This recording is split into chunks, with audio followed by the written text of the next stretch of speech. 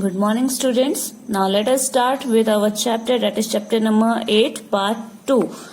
Okay, so up to now we have studied about the cell, different types of cells, cells, then cell structure and function, part of the cell membrane, cell wall. Okay, now we have to start with cytoplasm. Okay, so let us see what is cytoplasm. It is the jelly-like structure substance present between the cell membrane and the nucleus. Okay, so here you can see it is a cell, human cheek cell. Okay, here this is nucleus. Okay, this is cell membrane and inside this there is a fluid liquid. ठीक है, fluid liquid होता है जिसे क्या कहते हैं, cytoplasm. कैसा होता है ये? It is a jelly like structure. Okay, present between the nucleus and the cell membrane. Clear?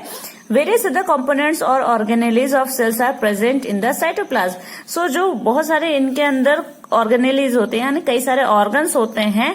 ठीक है, cells के organs को कहते हैं organelles. ठीक है, जैसे कि माइटोकॉन्ड्रिया है, गोल्गी अपरेटस है, सेंट्रियोल है, क्लोरोप्लास्ट है, क्लोरोफिल है, वो सारे इनके इसी मीडियम में प्रेजेंट होते हैं, यानी कि साइटोप्लाज्म में प्रेजेंट होते हैं. Here you can see these are mitochondria, Golgi bodies, ribosomes, etc. Okay. Now see the nucleus. It is an important component of the living cell. Important component. It is present in each and every cell. It is generally spherical, located in the center of the cell. Okay. Generally spherical, yani round in shape. Okay. Can be stained and easily seen with the help of microscope. Now nucleus is separated from the cytoplasm by a membrane called the nuclear membrane. ठीक है, तो ये जो cell है, cell के अंदर nucleus है, nucleus के ऊपर भी एक कवरिंग होती है. ठीक है, जिसे कहा जाता है nuclear membrane. This membrane is also porous and allows the movement of material between the cytoplasm and inside of the nucleus. ठीक है, सो ये भी कैसा होता है? पोरस होता है, यानी इसमें भी छोटे छोटे से पोर्स होते हैं, होल्स होते हैं, जो कि क्या करते हैं, यहाँ साइटोप्लाज्म में जो भी न्यूट्रिएंट्स आता है, जो भी इसे चाहिए होता है, वो उसे अंदर जाने और बाहर आने की परमिशन देता है. ठीक है, now the allows the movement of material between the cytoplasm and the material inside of the nucleus. Now, with a microscope of higher magnification, we can't see it with the lower magnification. जैसे कि compound microscope जो हमारे school में present है, उससे हम ये नहीं देख सकते हैं, but of a higher magnification. So we can see a smaller spherical body in the nucleus. It is called a nucleolus. Nucleolus कहाँ प्रेजेंट होता है? Inside the nucleus. In addition nucleus contains thread like structure called chromosomes. ठीक है, अब nucleus के अंदर suppose this is a nucleus के अंदर थ्रेड लाइक स्ट्रक्चर प्रेजेंट होता है, जिसे क्रोमोसोम कहते हैं. ठीक है, दिस कैरी जीन्स. अब इन्हीं के अंदर जीन्स प्रेजेंट होते हैं. क्लियर? ये थ्रेड लाइक स्ट्रक्चर है, इन्हीं के अंदर जीन्स प्रेजेंट होते हैं. एंड हेल्प्स इन इनहेरिटेंस और transfer of character from a parents to the offspring.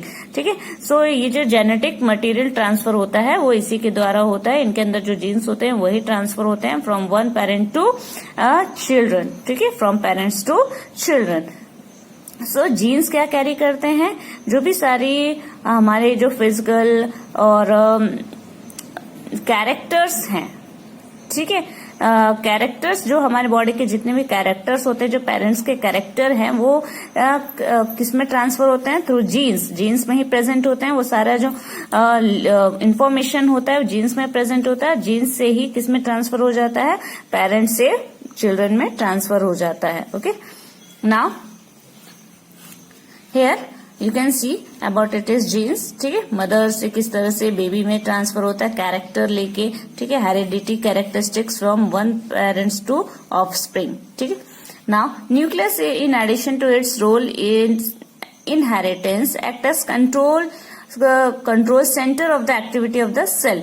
तो न्यूक्लियस क्या करता है? जैसे हमारा ब्रेन है पूरी बॉडी को कंट्रोल करता है, वैसे ही एक सेल को कौन कंट्रोल करता है? न्यूक्लियस कंट्रोल करता है. ठीक है, जो भी एक्टिविटी हो रही है, एंटायर एक्टिविटी को क्या कौन कंट्रोल करता है? न्यूक्लियस कंट्रोल करता है. ठीक है, और the entire content of a living cell is known as protoplasm. So जो कंटेंट सेल के अंदर जो पूरा कंटेंट है, ठीक है, इसके अंदर जो न्यूक्लियस है, साइटोप्लाज्म है और जितने भी ऑर्गेनेलीज हैं, इन सबको मिलाकर इसे कहा जाता है protoplasm. It includes the cytoplasm and the nucleus. Okay, so यहाँ जो अभी मैंने कहा न्यूक्लियस और इसके अंदर जो भी ऑर्गेनेलीज हैं साइटोप्लाज्म के अंदर, इन सबको मिला के इन्हें टोटली कहा जाता है protoplasm. And the nucleus, protoplasm is called the living substance of the cell. Now here the next word is prokaryotic cell and eukaryotic cell. Prokaryotic means a primitive type, पुराने टाइप का जो cell होता है वो prokaryotic कहलाता है, और जो न्यू टाइप का सेल है, वेल ऑर्गेनाइज्ड सेल है, वो कहलाता है eukaryotic cell.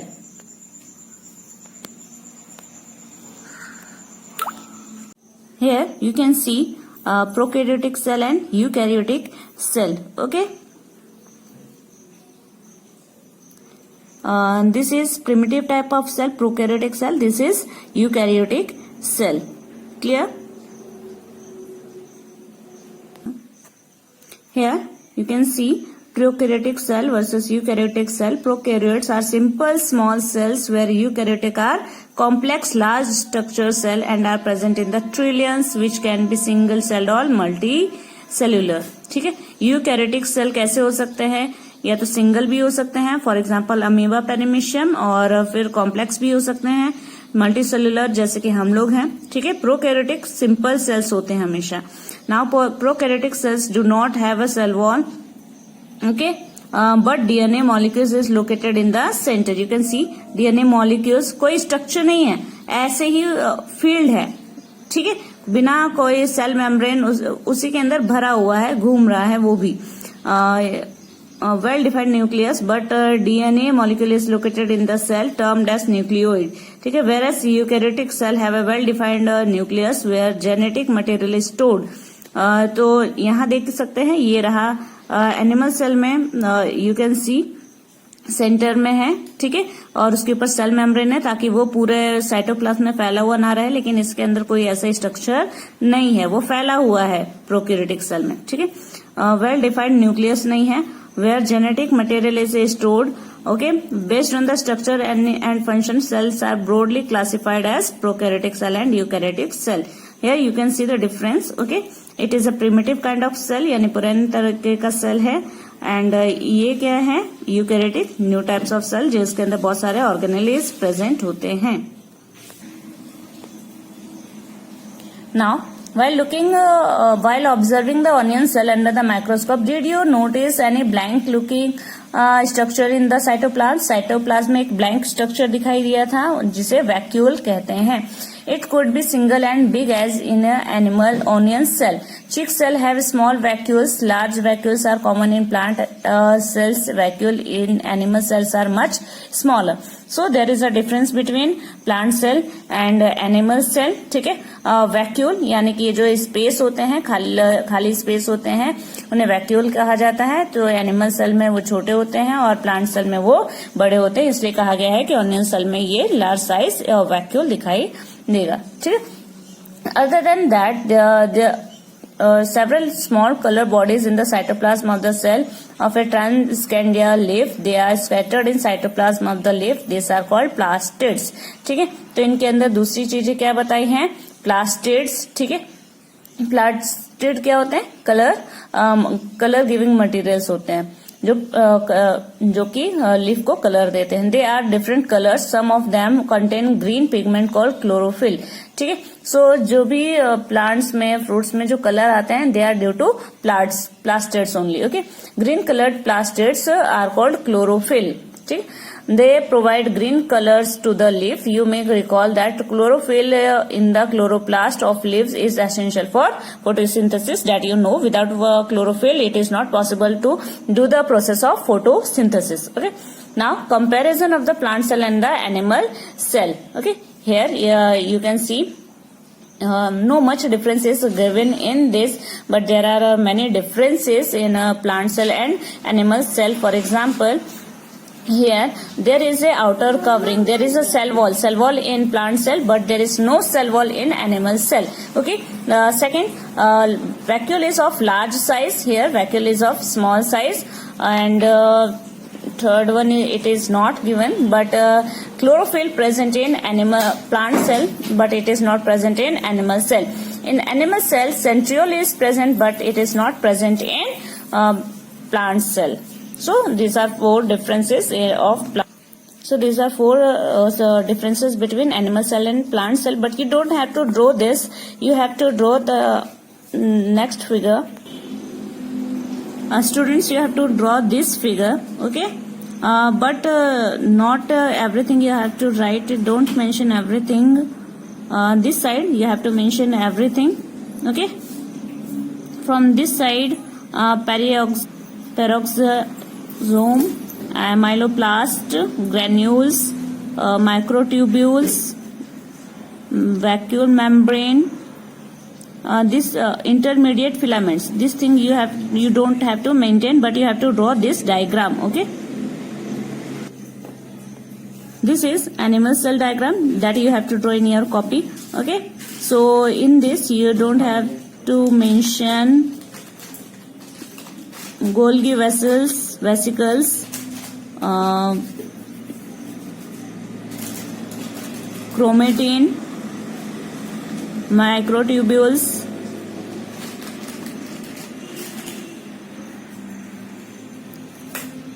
peroxisome. This thing you don't have to mention, other things you have to write and compare, okay?